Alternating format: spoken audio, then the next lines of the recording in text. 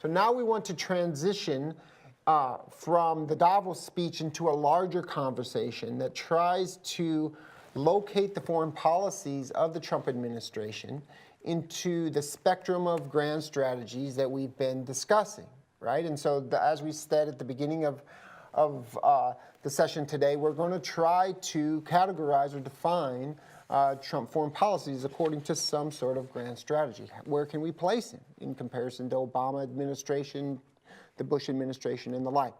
So first we want to talk about the centerpiece of the Trump administration's foreign policy, and that is this idea of America first. And we want to talk about what that really means. What does this idea of America first really mean? And to do this, we want to go back to his inauguration address from January of 2017. So let's run a short clip from that speech now. For many decades, we've enriched foreign industry at the expense of American industry, subsidized the armies of other countries while allowing for the very sad depletion of our military. We've defended other nations' borders while refusing to defend our own.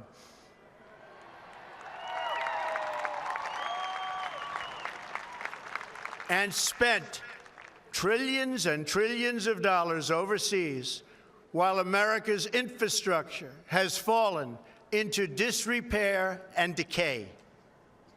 We've made other countries rich while the wealth, strength, and confidence of our country has dissipated over the horizon. One by one, the factories shuttered and left our shores, with not even a thought about the millions and millions of American workers that were left behind.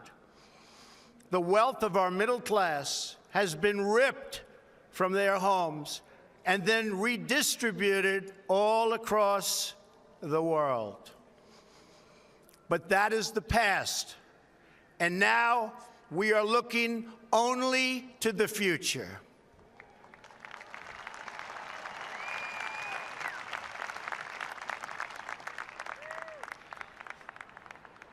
We assembled here today are issuing a new decree to be heard in every city, in every foreign capital, and in every hall of power.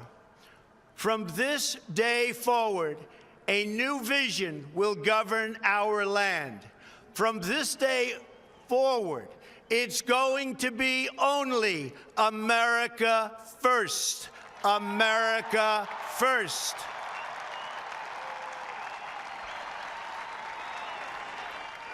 Every decision on trade, on taxes, on immigration, on foreign affairs will be made to benefit American workers and American families.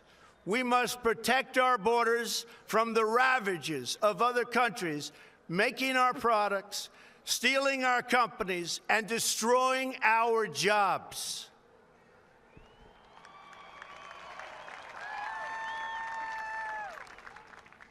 Protection will lead to great prosperity and strength. I will fight for you with every breath in my body, and I will never, ever let you down. Okay, so what does this section of his inauguration speech tell us about the shape of the grand strategy of the Trump administration? So the first thing we want to focus on here is that it appears to be that America First is a bedrock of his foreign policy vision. And that this is the centrality of American economic interests to Trump's foreign policy interests. Apart from a desire to destroy ISIS and radical Islamic terrorism, Trump generally focuses on the need to subordinate national security interests to a desire to redistribute wealth from abroad back to the United States, and specifically to the American worker.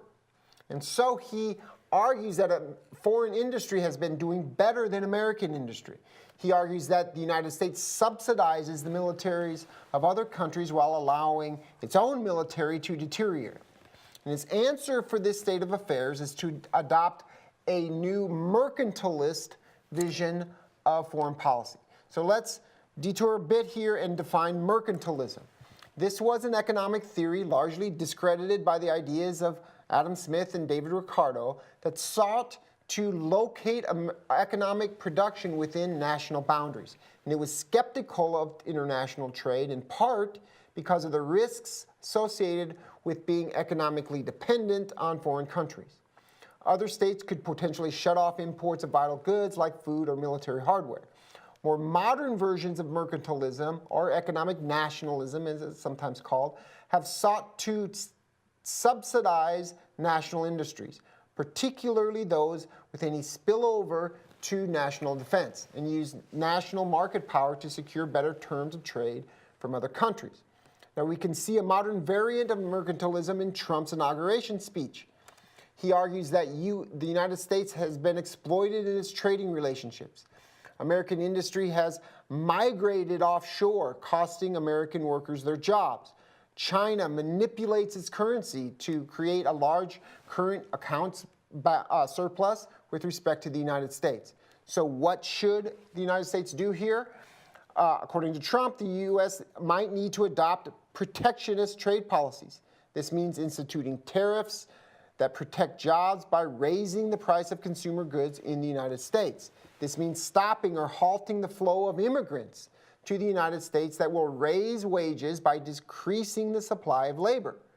New border taxes on multinational corporations that have moved their factories offshore may be imposed when they try to export goods back into the United States that are produced abroad. Their goods will face a new tariff. President Trump has initiated renegotiation of NAFTA, and he officially withdrew from the TPP. So all of these things are part of this approach. It is important to pause here for a moment to emphasize how significant these policies are in U.S. foreign policy. With a bipartisan consensus that has admittedly frayed over the last decade, the United States has essentially supported open global markets since 1945. And the administration has largely moved past that. Yeah. So we're talking about Trump's grand strategy and two documents that we're going to focus on here. The first one is that inauguration speech. And now we want to talk about the national security strategy that was released in December of 2017. Its introduction continues on these themes of placing America first. And so let's talk about it first, and I want to emphasize it in the context of protecting American sovereignty. This is a central goal of this document. The United States, the Trump administration, is going to focus on protecting or reasserting American sovereignty. And this really refers to the ability of the U.S. government to write laws that influence the American public, and to do so from foreign interference. And so we can think about attempts to control borders along these terms. This is about reasserting American national political authority, protecting its sovereignty, to determine what happens within the United States. Now, the document identifies four broad, non-controversial goals. We've got to protect the homeland and the American way of life. We have to promote American prosperity. We have to preserve peace through strength by rebuilding the military, and the U.S. should work on advancing American influence around the world.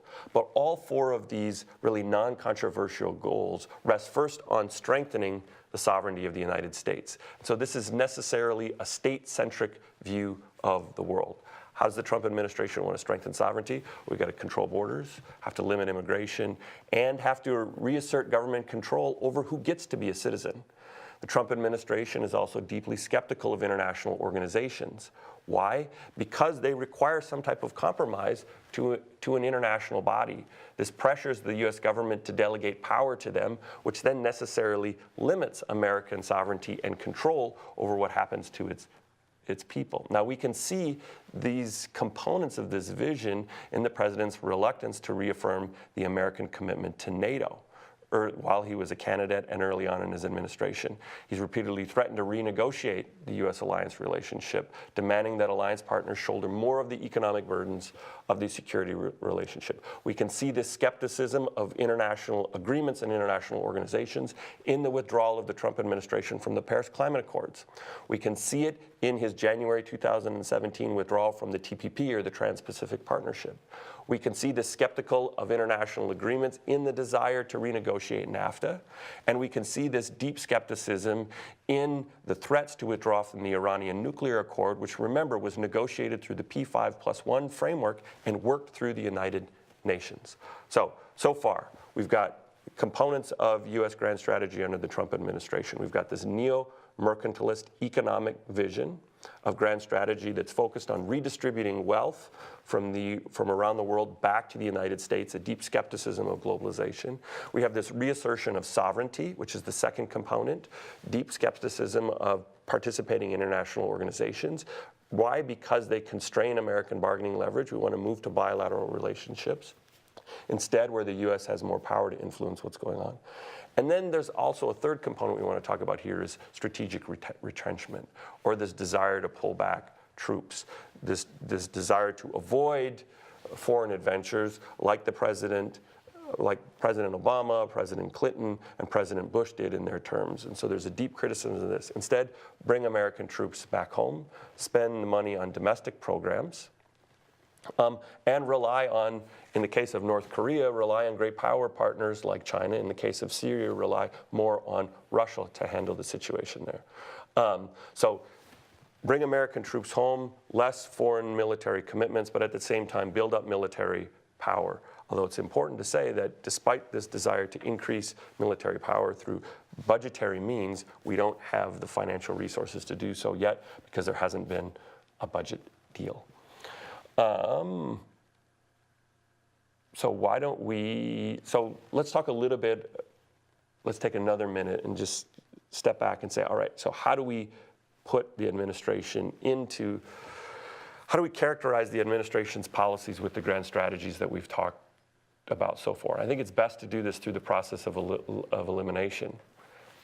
Liberal internationalism, no. Why? Because we have this resistance to globalization, fair trade rather than free trade. There's a resistance to international organizations. He doesn't want to promote democracy. Yeah, the disparaging of whole continents like Africa and Haiti and immigration debate is also inconsistent with liberal ideals. Without liberal internationalism, we don't have liberal hegemony. Selective engagement, I'm skeptical of that as well, because we don't see this, the critiques of NATO don't fit with that as well. Primacy, we don't have the military investments to justify. We don't have the desire for overseas troop involvement as well. So. I think this then leaves a mixture of some form of offshore balancing, isolationism, and restraint. Again, though, we're going to come back to this conversation in discussion groups on Thursday and next week.